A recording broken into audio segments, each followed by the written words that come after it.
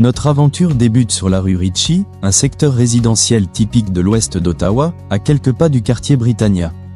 Cette rue, comme plusieurs autres dans la région, témoigne de l'évolution urbaine de la capitale canadienne, où les maisons unifamiliales côtoient désormais des constructions modernes, reflétant les besoins changeants d'une population en croissance. Saviez-vous que la région de Britannia était autrefois une destination de villégiature prisée au début du XXe siècle ?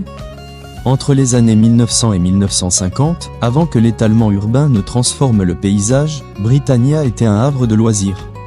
La plage Britannia, ouverte en 1909, attirait des milliers de visiteurs chaque été. Elle était si populaire que le Ottawa Electric Railway y acheminait des tramways spéciaux pour permettre aux citadins de s'y rendre facilement. La rue Ritchie, quant à elle, porte le nom d'une famille influente dans l'histoire d'Ottawa. Les Ritchie étaient des pionniers dans le développement immobilier de la région, contribuant à transformer des terres agricoles en quartiers résidentiels. D'ailleurs, plusieurs artères de l'ouest d'Ottawa honorent des figures historiques locales, comme le boulevard Richmond, nommé en l'honneur du duc de Richmond, dont la mort tragique en 1819 marqua l'histoire canadienne. Autre fait méconnu, pendant la Seconde Guerre mondiale, une partie de la région servit de site d'entraînement militaire. Les vastes terrains près de la rivière des Outaouais étaient utilisés pour des exercices, et certains anciens bunkers ont été découverts lors de travaux de construction dans les années 1990.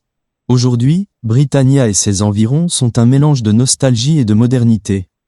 Le musée de l'agriculture expérimentale centrale, établi en 1912, rappelle le passé rural de la région, tandis que des projets comme la revitalisation de la plage Britannia montrent une volonté de préserver son héritage tout en s'adaptant aux besoins contemporains. La rue Ritchie, avec ses arbres matures et ses maisons chargées d'histoire, est un microcosme de cette transformation. Certaines résidences datent des années 1920, construites dans le style Ottawa Bungalow, caractérisées par des toits en pente douce et des porches accueillants. D'autres, plus récentes, reflètent l'architecture des années 1950 à 60, époque où le quartier s'est densifié. En quittant la rue Ritchie et en nous engageant sur Carling Avenue vers l'ouest, nous nous dirigeons vers le centre commercial Bayshore, un lieu emblématique de l'ouest d'Ottawa. Saviez-vous que Carling Avenue était à l'origine un chemin rural nommé Carling's Road ? Elle doit son nom à Sir John Carling, un brasseur et homme politique du XIXe siècle qui a joué un rôle clé dans le développement des infrastructures de la région. Dans les années 1950, cette artère est devenue un axe majeur avec l'expansion urbaine, reliant les quartiers résidentiels aux zones commerciales en plein essor. Le centre commercial Bayshore, ouvert en 1971, fut l'un des premiers grands malls d'Ottawa. Conçu par l'architecte Harold Kaplan, il reflétait les tendances modernistes de l'époque, avec ses larges espaces vitrés et son toit plat caractéristique. À son inauguration, il comptait 35 boutiques, une véritable révolution pour une ville encore marquée par les petits commerces de proximité. Un fait peu connu, le site de Bayshore était autrefois une ferme laitière appartenant à la famille Mackay. Dans les années 1950, alors que la banlieue s'étendait, les terres agricoles ont été vendues pour faire place à ce projet avant-gardiste. D'ailleurs, certaines fondations de l'ancienne ferme ont été découvertes lors des rénovations du centre commercial dans les années 2000. Dans les années 1960 à 70, Bayshore était bien plus qu'un simple mall. C'était un lieu de rassemblement social. On y trouvait même un cinéma, le Bayshore Twin Cinema, qui projetait les derniers films hollywoodiens. Les adolescents s'y retrouvaient le week-end, faisant les magasins ou sirotant des milkshakes au comptoir de restauration. Aujourd'hui, bien que rénové et agrandi, Bayshore conserve une partie de son héritage. Par exemple, l'ancienne fontaine centrale, un élément iconique des premiers jours, a été remplacé par une structure moderne, mais certains détails architecturaux rappellent encore son époque glorieuse. En continuant vers l'ouest sur Carling Avenue, on longe des quartiers qui ont vu défiler des décennies d'histoire. Par exemple, près du chemin Moody, se trouvait autrefois le Drive-In Ottawa, un cinéma en plein air très populaire dans les années 1950 à 70. Fermé en 1987, il symbolisait une époque révolue où les familles profitaient des soirées d'été devant des films projetés sous les étoiles. Ainsi, chaque portion de Carling Avenue raconte une partie de l'évolution d'Ottawa, des fermes d'autrefois aux grands centres commerciaux modernes. Et Bayshore, avec ses 6 décennies d'existence, reste un témoin vivant de cette transformation. Nous arrivons maintenant à Bayshore, un quartier qui doit son nom à son célèbre centre commercial, le Bayshore Shopping Centre. Cette zone autrefois rurale s'est transformée en l'un des pôles commerciaux les plus dynamiques d'Ottawa. Saviez-vous que le nom « Bayshore » fait référence à la proximité du quartier avec la baie Shirley Bay sur la rivière des Outaouais? Cette baie elle-même tient son nom de l'arpenteur Samuel Shirley qui cartographia la région en 1822.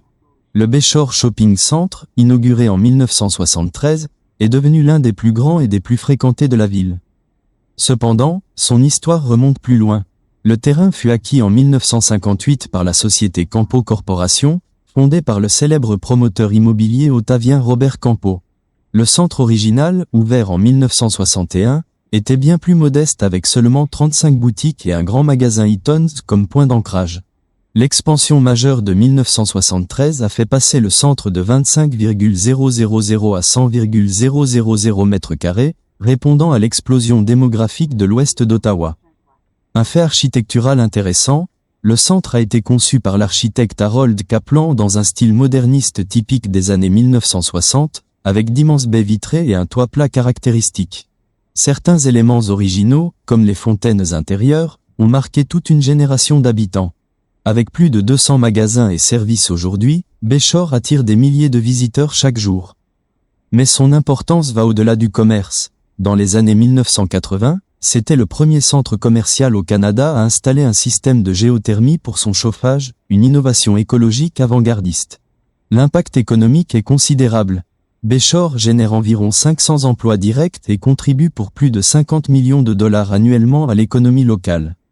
Le centre a su s'adapter aux époques. En 2014, un agrandissement de 30 mètres carrés a ajouté un cinéma Cinéplex et des restaurants haut de gamme, répondant à la demande croissante pour des expériences de divertissement complets. La fréquentation atteint des sommets pendant les fêtes, plus de 150,000 visiteurs par semaine en décembre, faisant de Bayshore le deuxième centre commercial le plus fréquenté de la région après le Rideau Centre.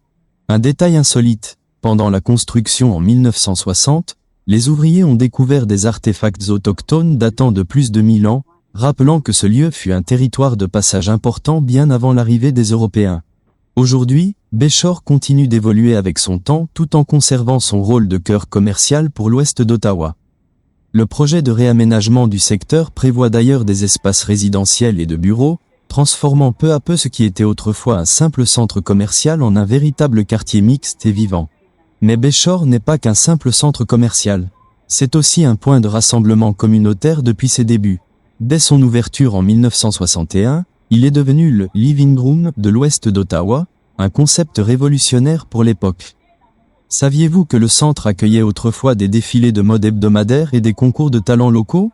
Dans les années 1970, c'était le rendez-vous des adolescents qui venaient y écouter les derniers 45 tours dans les cabines d'écoute de la boutique de disques.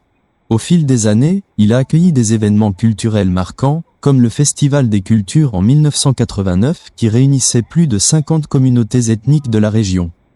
Les campagnes caritatives y trouvent aussi un écho particulier. Chaque année depuis 1982, la guignolée annuelle de Bayshore permet de recueillir plus de 20 tonnes de denrées pour les banques alimentaires locales. En 2014, une rénovation majeure de 200 millions de dollars a transformé le visage du centre. Ce projet phare a notamment permis la création d'un « market hall » inspiré des grands food markets européens.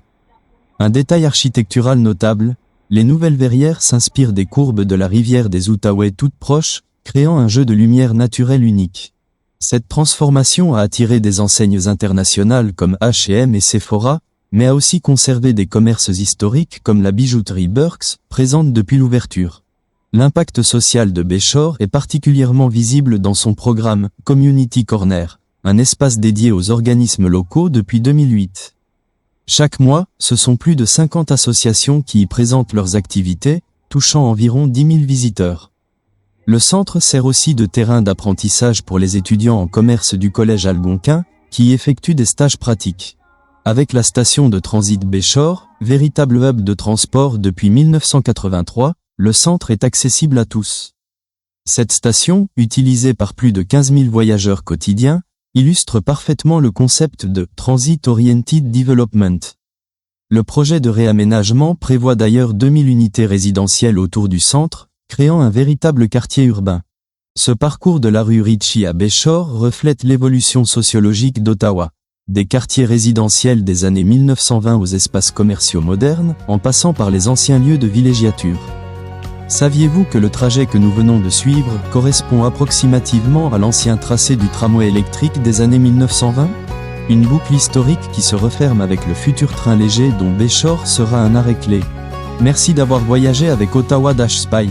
Notre prochaine infiltration urbaine vous révélera les secrets cachés du marché Byward. Restez connectés.